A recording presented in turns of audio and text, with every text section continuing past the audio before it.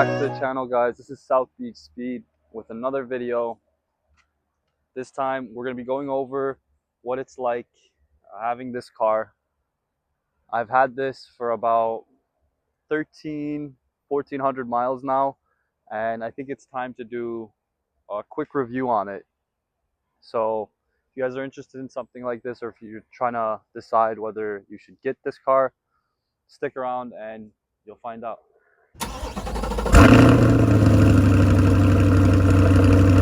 One of the biggest differences between the C8 Corvette and older generation Corvettes is obviously how it's going to feel. And what I noticed with this is definitely the engine placement made a huge difference, because with the older generation models, it almost felt like you were being pulled. And with the C8, because of the engine placement, I think that's the reason why it feels like you're being pushed. And it's weird because it's not something that I hate, but it's just very different, and I do like it a lot. In terms of how it drives, it's honestly one of the most comfortable cars that I've driven.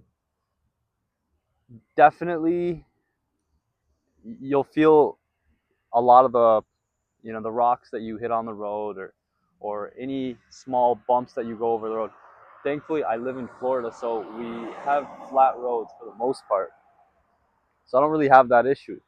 But you'll definitely recognize a lot of these things because of the stiffer suspension.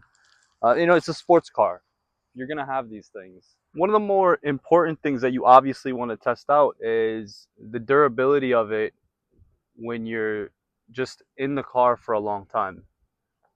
I actually did a 14-hour trip last week, and I'll be honest with you, I didn't really feel exhausted from it. I mean, it was a little boring because I was on my own, but the seats are comfortable enough where you can sit on them for long periods of time.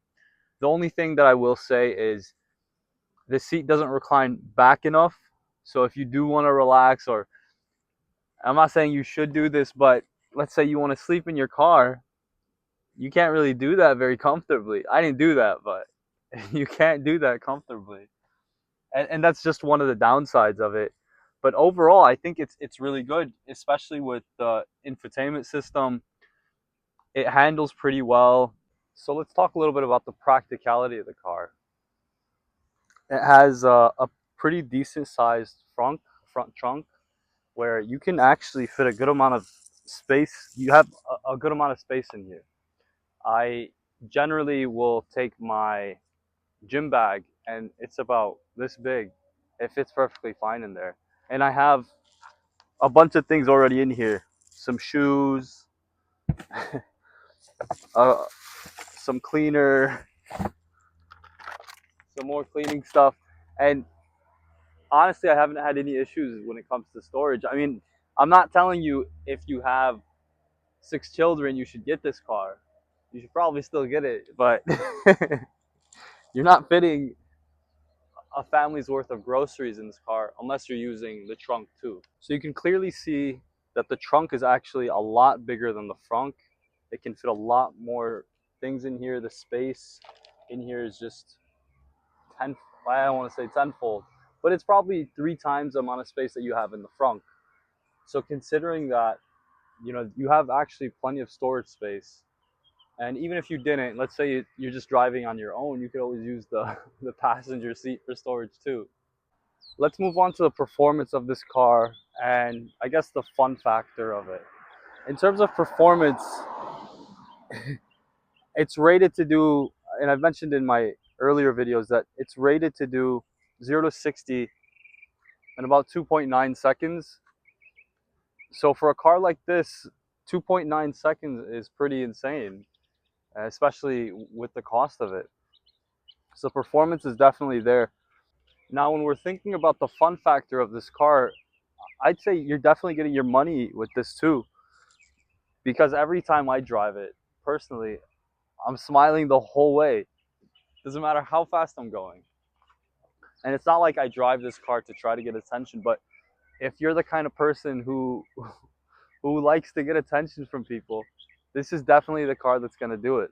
One of my personal favorite things about this car is the way it handles, especially when I have it in sports mode or in track mode.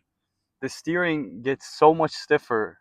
The slightest turn will just will just push you to the other lane. And to be honest, that's just one of those things that I actually do enjoy. Now the past 1,000 miles, I can't just say it's been sunshine and rainbows, because it hasn't. One of the things that keeps annoying me, especially the more I drive it, is the amount of brake dust I accumulate on the rims and the amount of times I have to clean it. So that's one of the things that I know it's small, but that's one of the things that I really don't like about it. Maybe Chevy can engineer something. Of course, like any car, you're going to start noticing the downsides. And I have, to say the least, one of the worst things about this car, about these cars, I should say, are the blind spots. The visibility is terrible. I've never driven a coupe with visibility this bad. Okay? I'm sitting inside. This is one of the things that I think Chevy should just make standard as a safety feature, especially. Give everyone the blind spot monitoring. For some reason, I guess it's just my fault. I didn't pick a 2LT package, but every car, especially now, should come with the blind spot monitoring. This car has so many blind spots. I can't see anything. I have to basically stick my head out the window to make sure that there's no one here when I'm merging onto a different lane. Another downside that I've recognized is any kind of part. I guess this is a good and a bad thing, but most mods that I want to do on this car are going to be expensive. If I want the spoiler that I prefer, which is the Z07 style spoiler, that's going to cost me at least $1,300 minimum. I'm not paying anything less than that because I haven't found anything less than that. One of the other things that I'm learning about this car is that the tires on this car are very expensive. So the more you drive this car, the more often you'll have to change the tires. And oh my God, these summer tires are about $800 each. Anyone who has a nice car knows that no matter where you park, you're gonna have someone parking 2 inches away from you.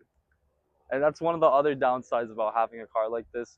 The more you drive it, the more risk you put your car in by having it parked by some idiot who doesn't care about your car and will just, after about 1,300 miles, this is basically my review. I know I've hated on the car a little bit, but overall, for the price point, you get the performance, the reliability, the comfort, the durability, and the practicality of a great car. Whether you're just cruising the car or you're pushing this car on the track, I think you'll definitely put a smile on your face every single time you sit inside.